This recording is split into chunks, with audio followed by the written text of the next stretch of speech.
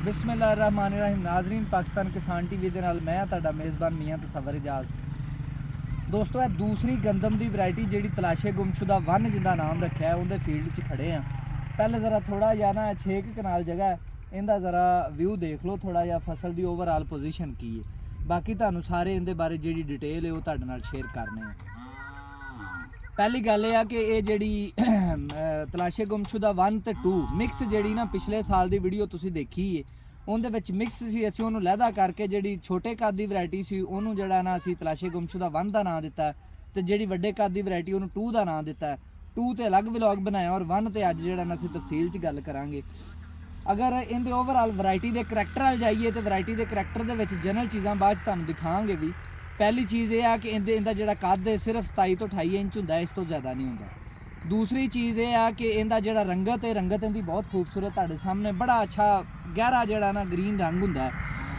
तीसरी चीज़ यह है, सारी चीज़ां तुहानूं दिखाने भी नाल करीब करके बाद इनका जो पत्ता है वो चौड़ा है, बड़ा सेहतमंद पत्ता है। इनका जो टिलर है वो टिलर जड़ा ना बड़ा मोटा सेहतमंद हैल्दी, यानी डिगन डुगन वाली गल कोई नहीं, कमज़ोर नहीं हैगा। इनका जो सिट्टा होएगा वो सुरख यानी थोड़ा जिहा लाली जिहा रंग का होएगा, सिट्टा भी तो पौधा भी इनका। और इनका जो दाना होएगा वो भी थोड़ा जिहा लाली दे रंग का होएगा। ये जिहड़ी गंदम की वैरायटी है ये टिलर घट बना दी है, सिर्फ 2-3 हद 4 टिलर बना दी, या किते सूरज कोई कुदरती 5 भी बन सकते हैं।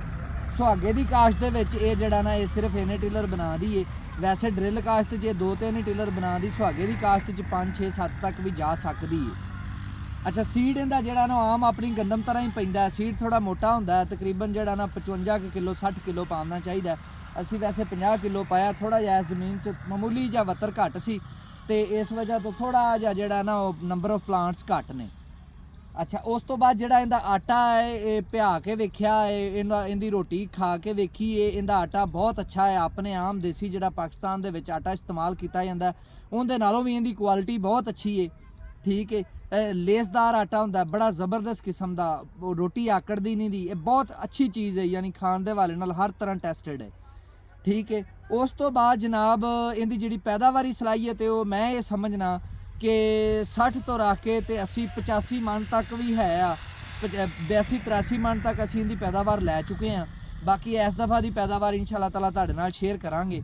हुण तुहानूं ज़रा करीब तो दिखाने आ साइड ते बत्तर काफ़ी घट सी, थोड़ी उच्ची जगह है, इस वजह तो इत्थे घट जर्मीनेशन हुई है।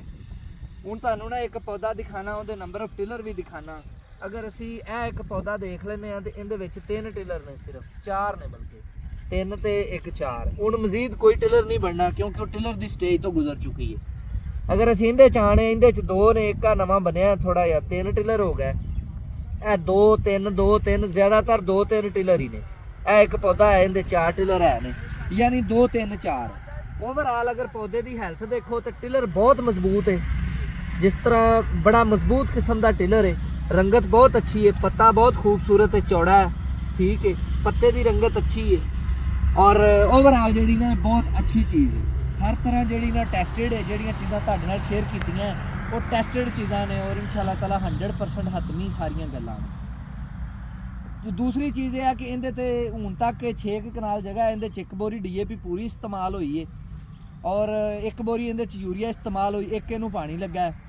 तो हुण मजीद यूरिया इहदे च इस्तेमाल नहीं करनी, पोटाश इस्तेमाल करांगे या थोड़ी बहुत और DAP इस्तेमाल करांगे। यूरिया नूं तलाशे गुमशुदा 1 ते 2 दोनों ही अच्छा एक्सैप्ट नहीं करदियां, ये पिछले सालों च असीं तजर्बा कर चुके हैं। यानी पोटाश ते DAP की खाद इनू ज़्यादा मिलनी चाहिए, यूरिया की खाद इनू घट मिलनी चाहिए। इस तरह ही एक होर खास एहतियात जिहड़ी पिछले सालों ही साडे तजर्बात च आई है वो ये कि इनू फंजीसाइड जिहड़े ने 2 स्प्रे होने लाजमी ने, बल्कि 3 हो जाए ज़्यादा बेहतर है। एक जिहड़ा जिस टाइम गोभती होंदी उस टाइम और एक जिहड़ा जिस टाइम मुकम्मल नसारा हो जाए उस टाइम।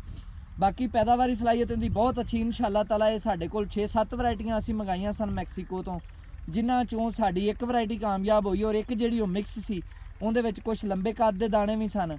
वो तुहानूं लैदा वीडियो दिखाए ने, उहदा नाम असीं तलाशे गुमशुदा 2 रखिया है और इहदा नाम तलाशे गुमशुदा 1 रखिया। दोनों की पैदावारी सलाहियत तकरीबन सेम ही है। 2 की पैदावारी सलाहियत थोड़ी ज़्यादा है, उनका कद भी ज़्यादा है, लेकिन वो आटे के हवाले नाल, रोटी बनाने के हवाले नाल इस दफ़ा टेस्ट होगी। जिहड़ी 1 ने हर तरह टेस्ट हुई है। पैदावारी सलाहियत दोनों की 80 तो 85 मन है। बाकी इंशाल्लाह स्टैप वाइज जिहड़ा ना ये जो इहदे उत्ते करांगे तुहानूं दिखांदे भी रहांगे। ਔਰ ਜਿਸ ਟਾਈਮ ਇਹਦੀ ਹਾਰਵੈਸਟਿੰਗ ਕਰਾਂਗੇ ਉਸ ਟਾਈਮ ਵੀ ਤੁਹਾਨੂੰ ਇਨਸ਼ਾਅੱਲਾ ਤਾਲਾ ਦਿਖਾਵਾਂਗੇ। ਔਰ ਇੱਥੋਂ ਦੇ ਕੋਈ 10 12 15 ਬੰਦਿਆਂ ਨੂੰ ਜਿਹੜੇ ਤਜਰਬਾਕਾਰ ਜ਼ਿਮੀਂਦਾਰ ਉਹਨਾਂ ਨੂੰ ਬੁਲਾ ਕੇ ਇਹਦੀ ਹਾਰਵੈਸਟਿੰਗ ਕਰਵਾ ਕੇ ਉਸ ਟਾਈਮ ਤੁਹਾਨੂੰ ਇਨਸ਼ਾਅੱਲਾ ਤਾਲਾ ਇਹਦੀ ਪ੍ਰੋਡਕਸ਼ਨ ਵੀ ਦੱਸਾਂਗੇ। ਜ਼ਮੀਨ ਵੀ ਕੱਚ ਕੇ ਸਾਰੀ ਪਮਾਇਸ਼ ਕਰਕੇ ਤੁਹਾਨੂੰ ਹਰ ਚੀਜ਼ ਇੱਕ ਇੱਕ ਜ਼ਰਾ ਜਿਹੜਾ ਨਾ ਤੁਹਾਡੇ ਨਾਲ ਸ਼ੇਅਰ ਕੀਤਾ ਜਾਏਗਾ। ਔਰ ਇਨਸ਼ਾਅੱਲਾ ਤਾਲਾ ਇੱਕ ਕਾਵਿਸ਼ ਹੈ ਕਿ ਪਾਕਿਸਤਾਨ ਦੇ ਵਿੱਚ ਜਿਹੜੀਆਂ ਵੈਰਾਈਟੀਆਂ ਨੇ 50 55 60 65 ਮਨ ਵਾਲੀਆਂ ਹੱਦ ਕੋਈ ਬੜਾ ਕੋਈ ਕੁਦਰਤੀ ਐਸਾ ਬਣ ਜਾਏ ਕਿ ਹਰ ਚੀਜ਼ ਫੇਵਰੇਬਲ ਮਿਲ ਜਾਏ ਤੇ 65 70 ਮਨ ਤੱਕ। ਲੇਕਿਨ ਇਹ ਇਨਸ਼ਾਅੱਲਾ ਤਾਲਾ ਇਹਨਾਂ ਦੋਨਾਂ ਵੈਰਾਈਟੀਆਂ ਦੀ ਆਮ ਪੈਦਾਵਾਰੀ ਸਲਾਹੀਅਤ 65 70 ਮਨ ਹੈ। ਔਰ ਅਗਰ ਇਹਨਾਂ ਨੂੰ ਅੱਛਾ ਵੈਦਰ ਹਰ ਚੀਜ਼ ਅੱਛੀ ਮਿਲ ਜਾਏ ਤਾਂ ਇਨਸ਼ਾਅੱਲਾ ਤਾਲਾ ਇਹ ਮੇਰਾ ਮਾਈਂਡ ਹੈ ਕਿ 85 90 ਮਨ ਤੱਕ ਜਿਹੜਾ 90 ਮਨ ਤੱਕ ਇਹਦੇ 'ਚ ਗੁੰਜਾਇਸ਼ ਹੈ ਪੈਦਾਵਾਰ ਦੀ। ਔਰ ਇਨਸ਼ਾਅੱਲਾ ਤਾਲਾ ਅਸੀਂ ਕੋਸ਼ਿਸ਼ ਕਰਾਂਗੇ ਇਹਦੇ ਤੋਂ 90 ਮਨ ਤੱਕ ਪੈਦਾਵਾਰ ਲੈਣ ਦੀ ਤੇ ਤੁਹਾਨੂੰ ਵੀ ਇਨਸ਼ਾਅੱਲਾ ਤਾਲਾ ਬੀਜ ਨੈਕਸਟ ਈਅਰ ਦੇਵਾਂਗੇ। ਇਹਦੇ ਨਾਲ ਇਜਾਜ਼ਤ ਦਿਓ। ਕਿਸਾਨ ਜ਼ਿੰਦਾਬਾਦ, ਪਾਕਿਸਤਾਨ ਪਾਇੰਦਾਬਾਦ।